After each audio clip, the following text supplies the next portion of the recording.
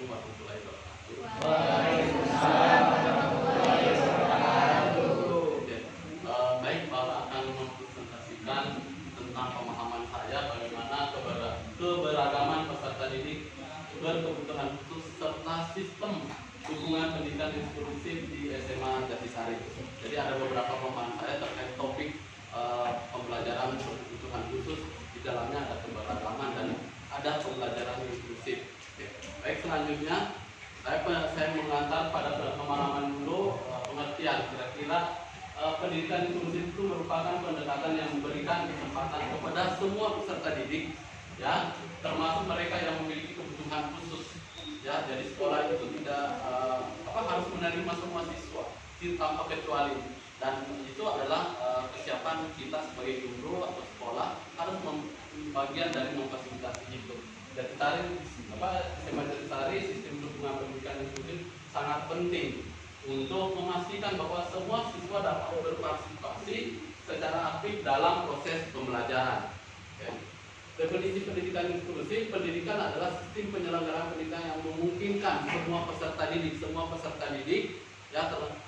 memiliki baik yang memiliki kelainan atau potensi kecerdasan istimewa untuk belajar bersama dalam lingkungan pendidikan. Hal ini menciptakan suasana ramah dan mendukung bagi semua. Nah, keberagaman peserta didik ini, identifikasi jenisnya ada di SMA Jatisari seperti latar belakang sosial ekonomi itu mempengaruhi, budaya dan bahasa tentunya dari berbagai latar belakang pendidikan peserta itu dari berbagai wilayah, dari Sumatera, dari Palembang dan segala macam. Ini bisa menjadi kemampuan akademis, kemampuan potensi yang bawaan tadi ini bisa menjadi bagian. Status berketumbuhan khusus, ya, artinya kebutuhan khususnya seperti apa? Ya, kebutuhan khususnya seperti apa? Ini perlu diidentifikasi karena berbagai macam, tentunya perlu dianalisis dari awal sehingga kita nanti ke depannya mampu fasilitasinya. Pengaruh keberagaman terhadap dinamika kelas dan pembelajaran. Oke. Pendidikan inklusif, konsep pendidikan inklusif dan tujuannya, prinsip-prinsip pendidikan inklusif itu aksesibilitasnya, akses yang mampu didapat dari peserta didik. Akses seperti apa? Kedua adalah partisipasi, dukungan yang sesuai. Partisipasi ini dukungan tentunya bagian pemerintah juga punya partisipasi, masyarakat juga bagian dari partisipasi. Dukungan yang sesuai, dukungan apa yang sesuai? Kira-kira dalam hal melaksanakan pendidikan inklusif ini. Sistem yang mendukung pendidikan inklusif. Infrastruktur ada di SMA Jatisari untuk mendukung pendidikan inklusif itu fasilitas fisik, fasilitas gedung ruang kelas yang ramah, tentunya memenuhi standar gedung yang kira-kira cukup memadai. Dan sumber daya manusia, pelatihan. Sumber daya ini bagian dari kita, saya sebagai guru, Bapak Ibu guru, Bu Deni, Bu Sri, Bu Ike yang mewakili dari kita tentunya paham ini sumber daya manusia. Jadi kita ada pelatihan. Nah, juga saya sampaikan ke kepala sekolah tentang bukan psikologi konser ini ada dari kita konseling psikolog mungkin ya, yang betul-betul harus paham. Jangan bukan berarti kita guru biasa nih, terus ada guru BK yang tentunya harus paham bahwa yang Bapak itu harus menangani, memberi bekerja sama, berkolaborasi untuk saling memfasilitasi, memahami betul. Oke. Fasilitas sumber daya manusia, kebijakan sekolah yang mendukung. Nah, kebijakan sekolah ini seperti apa? Ya, misalnya ada terkait dengan kurikulum, satu itu peran pentingnya kebijakan sekolah. Terus masalah pendanaan juga mungkin kemungkinan masuk di sini. Seberapa misalnya alat bantu ini untuk peserta didik harus ada alokasinya, seperti salah satu bentuk. Tiga adalah masuk komponen sistem dukungan inklusif. Sistem dukungan pendidikan inklusif di SMA Jatisari meliputi beberapa komponen penting. Pertama, kurikulum yang responsif.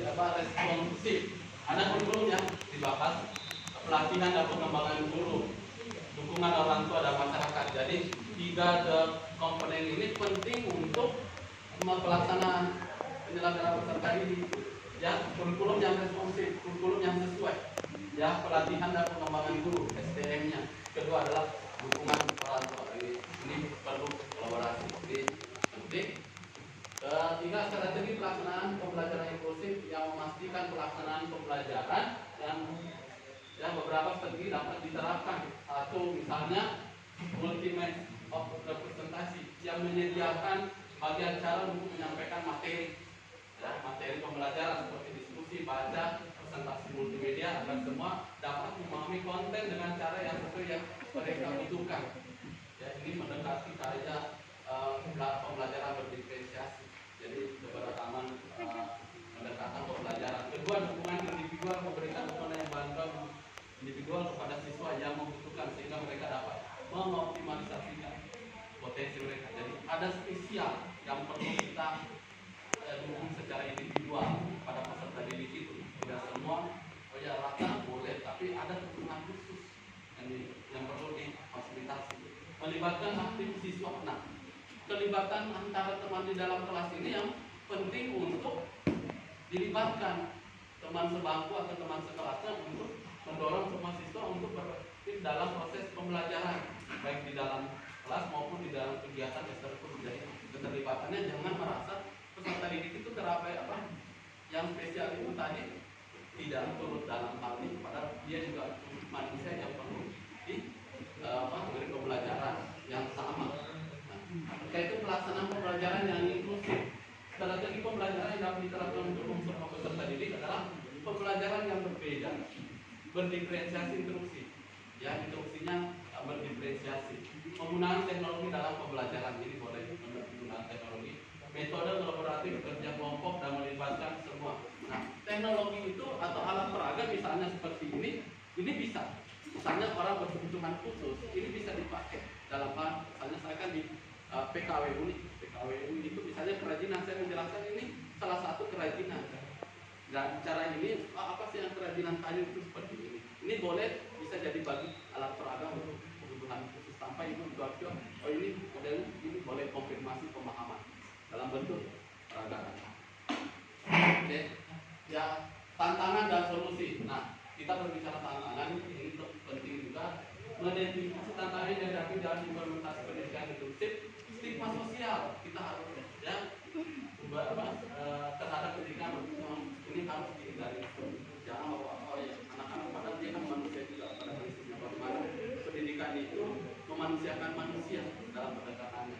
Kurangnya sumber daya atau latihan, ya kita juga artinya perlu belajar mandiri setiap SDM yang ada di sekolah. Ya ini di dasar diskusi solusi yang mungkin. Nah, perlu saya berkolaborasi ke misalnya di BP yang punya pemahaman ini yang bagus ya.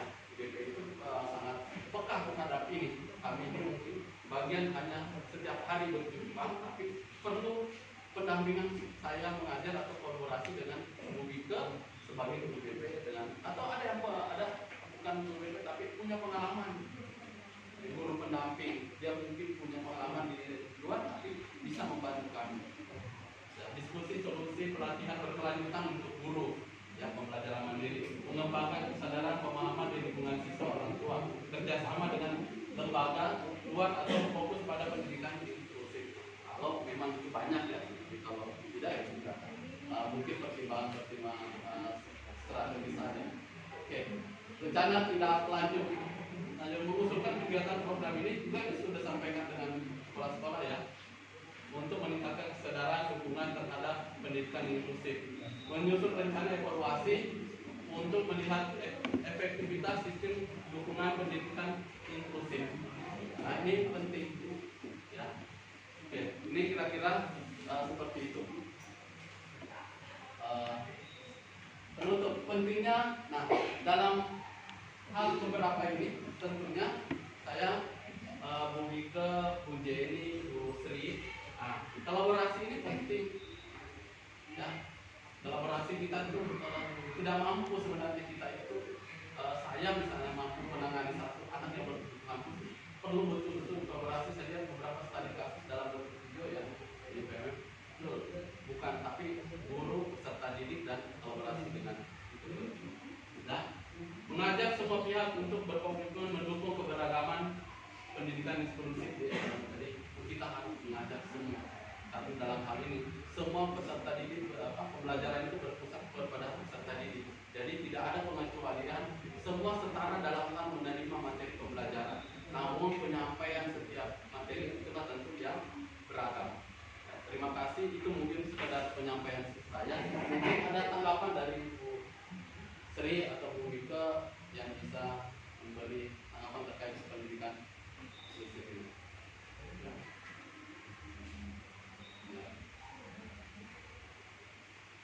Mungkin dari Bu Mika.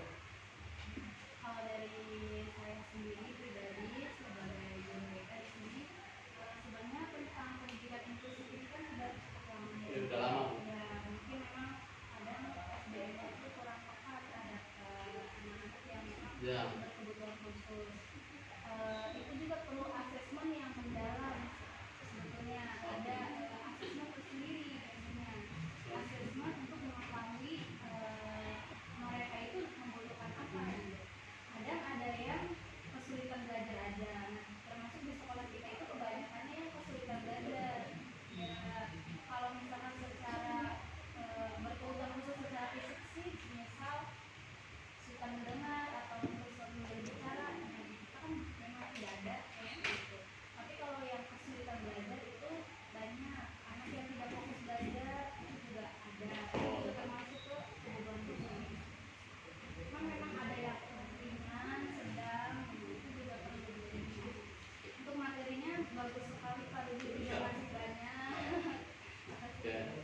Ya, terima kasih Bu Mika sudah dari Guru BK sudah memberikan tanggapan yang positif bahwa ada kapasitas tersendiri, ada sedang, ada berat, dan tergantung dari asesmen awal. Yang terpenting kan asesmennya sehingga kita mampu memfasilitasi. Mungkin dari Bu Jenny.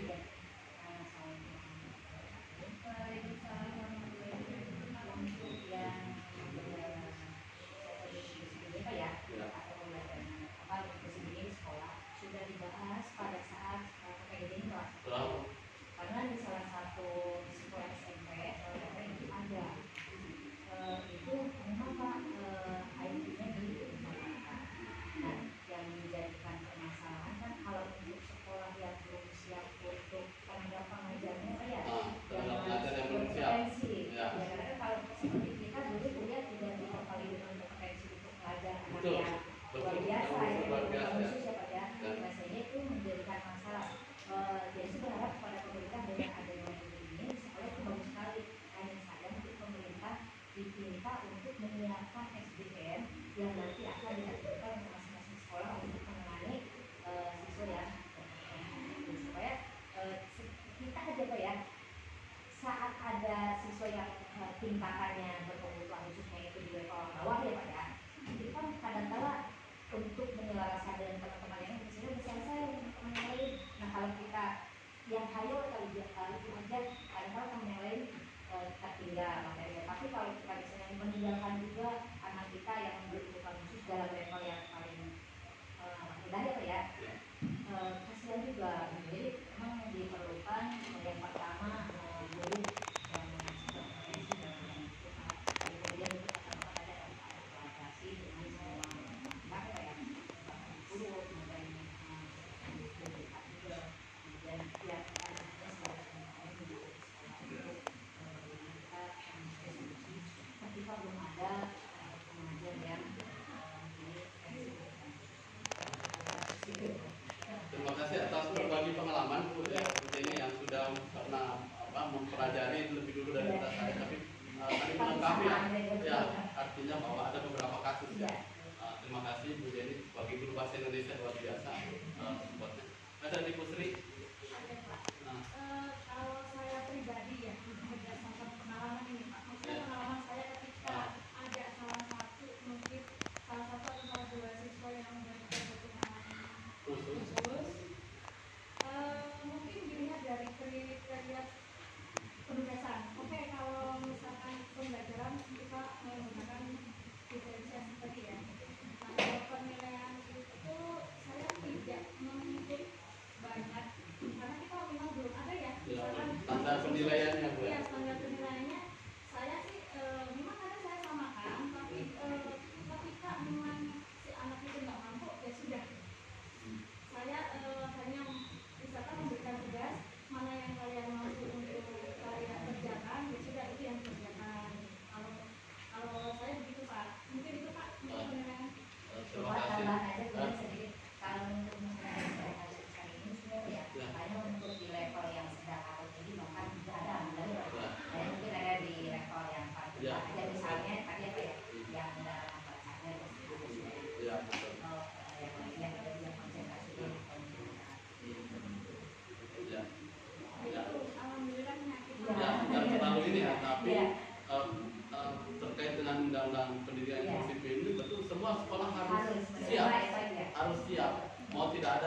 tidak ada sebenarnya Nggak boleh gitu Pak ya? Iya, tidak boleh, harus menerima karena jalur PDP juga harus diterima, nggak boleh tidak diterima. Kalau dia mendapat harus diterima, terus di asesmen yang tadi bilang bahwa ya, standarnya penilaian awalnya seperti apa. Demikian, terima kasih Bu Jenny, Bu Wisa, Bu Sri, guru sejarah. Tentunya juga luar biasa, punya pengalaman masing-masing ternyata kita dalam menghadapi pembelajaran berkebutuhan khusus, tapi keberagaman peserta didik, terus pendidikan inklusif tentu itu menjadi bagian terpenting dalam kita dan sebagai pelaku tenaga pendidik di sekolah ini. Sekian, sampai kita dulu foto-foto sama-sama yang di belakang. Ayo ada sini lihat video yang oke, dadah. Ayo ada ya.